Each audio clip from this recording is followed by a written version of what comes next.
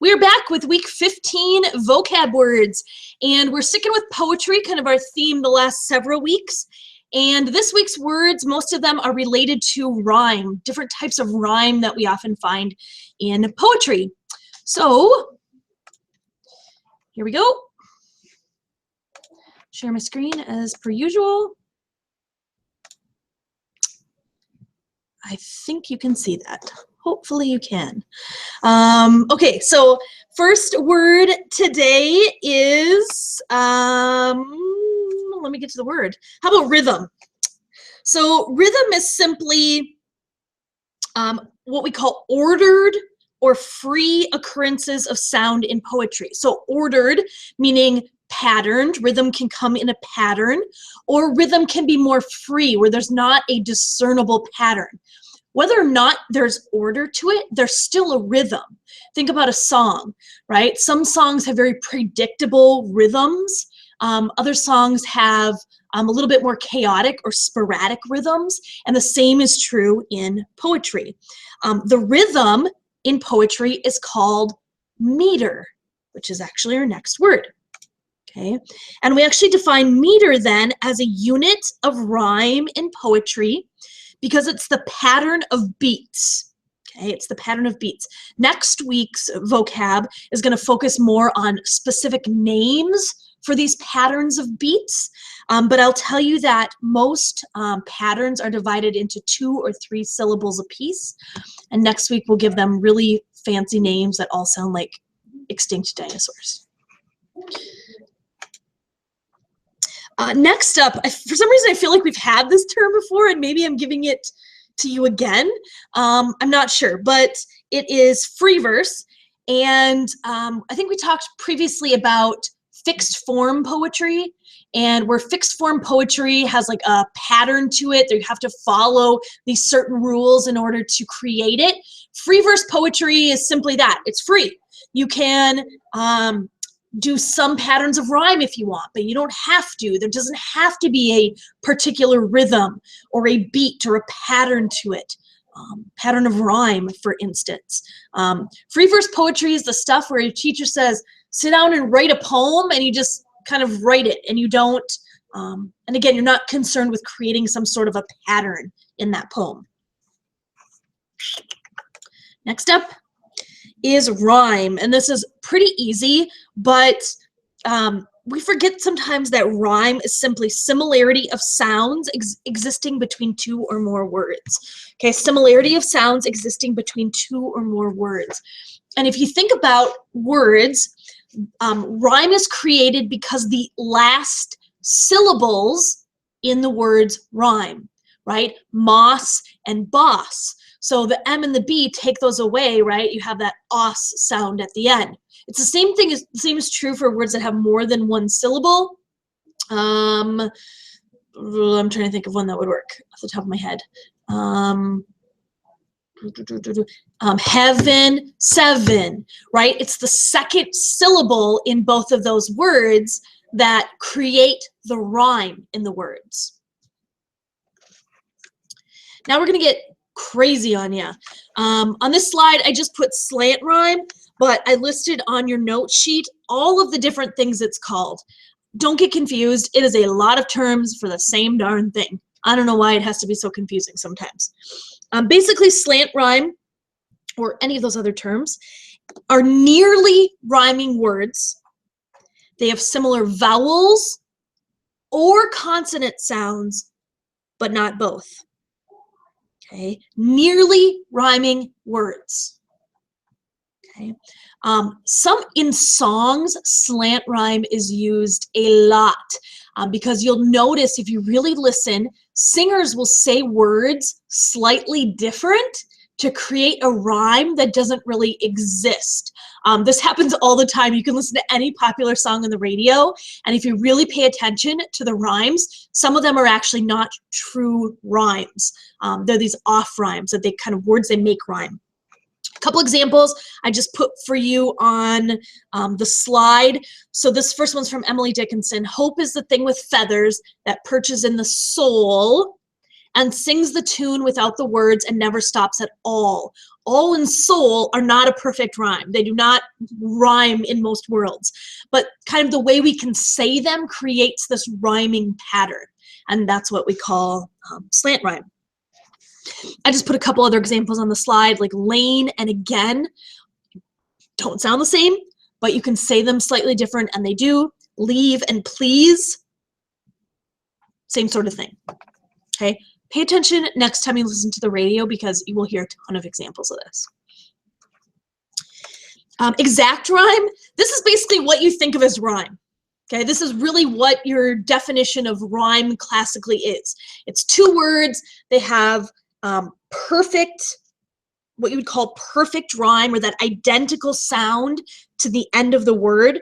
It's because the vowels and it's because the vowel sounds are identical is really what it is, right? So if we look at something like green and spleen, the vowel sounds are the same. We could also look at something like sky and high. Even though they're spelled different, you have S-K-Y and H-I-G-H, it's the same sounds that are created that, I guess, create this true rhyme or this exact rhyme, whatever you'd like to call it there. Internal rhyme. So this one is pretty straightforward as well, like internal, right? Your internal organs are inside. Internal rhyme happens inside of a line.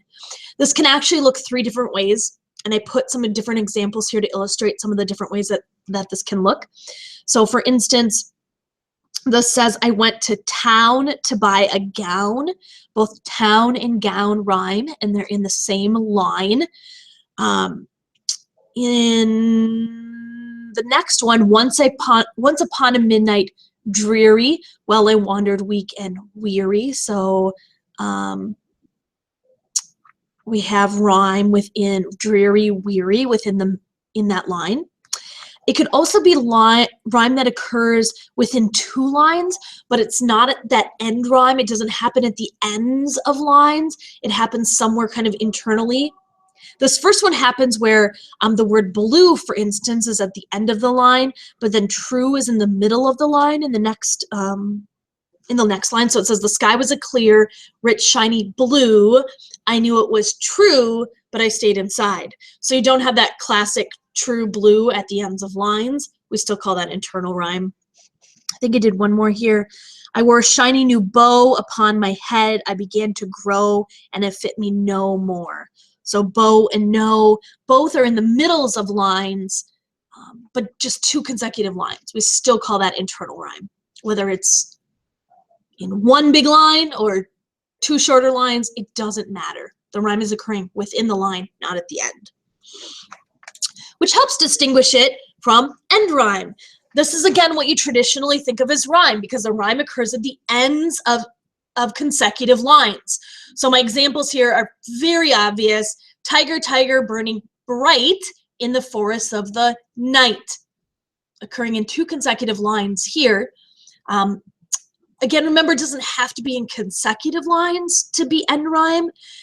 The second example shows that because you have blow, row, and then it skips to sky and fly, and then it goes back to that first rhyme, which is below.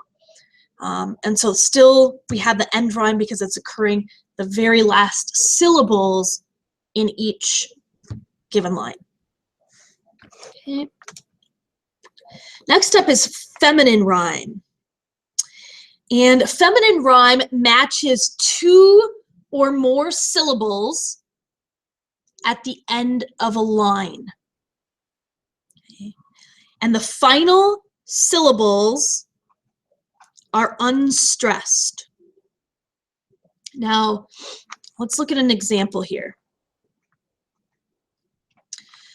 And we need to explain feminine and masculine a little bit more in class. We may need to give you more of an example, but a woman's face with nature's own hand painted, hast thou the master mistress of my passion, a woman's gentle heart but not acquainted, with sifting change as is false women's fashion. So let's just take what we have so far. Let's take any of these two lines. Pleasure and treasure have unstressed syllables at the ends of their lines. So meaning you don't say pleasure, you say pleasure, right? You come down at the end, which means you have an unstressed syllable.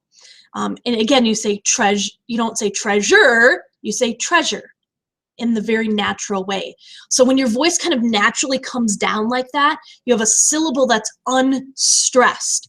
And a feminine rhyme has 2 or more syllables at the end that are unstressed. Again, we're going to come back and talk more about unstressed and stressed syllables. So if it's confusing, bring questions to class and I'll try and explain this a little bit more. I'll show you how stressed and unstressed syllables are denoted within a line. Masculine, on the other hand, is a rhyme that matches only 1 syllable at the end of a respective line, and that final syllable is stressed. So in my example here, it says, stand still and I will read to thee, thee is 1 syllable, a lecture love in love's philosophy, right? Fee is the last syllable, and thee and fee rhyme. And think about when you say philosophy, philosophy, philosophy, right? You come up, meaning it's stressed. I will read to thee, I will read to thee. And there's several other examples in this poem that I have in front of you, but 1 syllable at the end of the line, it's the last syllable, and it is a stressed syllable. That's masculine rhyme. 2 more. I rhyme. I rhymes or sight rhymes refer to words that are similar in spelling, but they don't sound the same when you say them. Like love and move.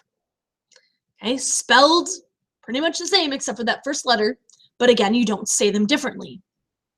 Kind of going back to some of the other words, a songwriter might try to rhyme these words within the context of a song. And so they would sort of say love or move slightly different to try to make them sound a little bit more alike. Cough and bow are here 2 other ones, C-O-U-G-H and B-O-U-G-H. They look the same, but again, they sound different when you say them. And that's I rhyme, because again, they look the same, but sound different. Your eyes are telling you they're the same.